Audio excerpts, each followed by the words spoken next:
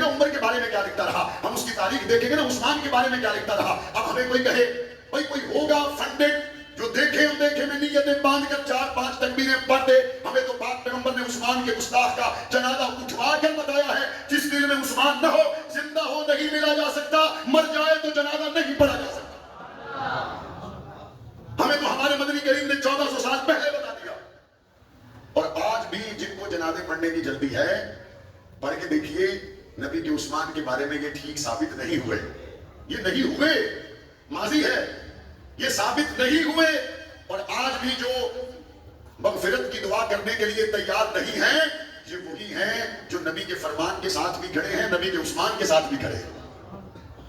اور نبی کے عثمان کے لیے پاک پیغمبر نے فرمایا اٹھاؤ اس کا جنازہ لے جاؤ. محمد اس کا جنازہ نہیں پڑھائے گا, اس کے دل میں میرے عثمان کا بغض ہے. یہاں پہ لوگ کہتے ہیں جی مر گیا ہوں تو چھٹ دو.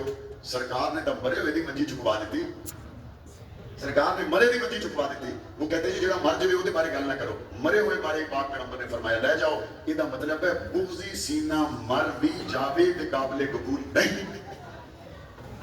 بغض والا سینہ مر بھی جائے تو قابل قبول نہیں, اور محبت والا سینہ خون میں نہا بھی جائے تو قرآن کہتا ہے بل احیاء ولکن لا تشعرون. یہ خون میں ڈوبا ہوا ہے لیکن خبردار یہ اللہ اور اس کے رسول کی نظر میں زندہ ہے. بل احیاء عند ربهم یرزقون. یہ جنت کے دسترخوان پہ کھلایا بھی جاتا ہے, پلایا بھی جاتا ہے.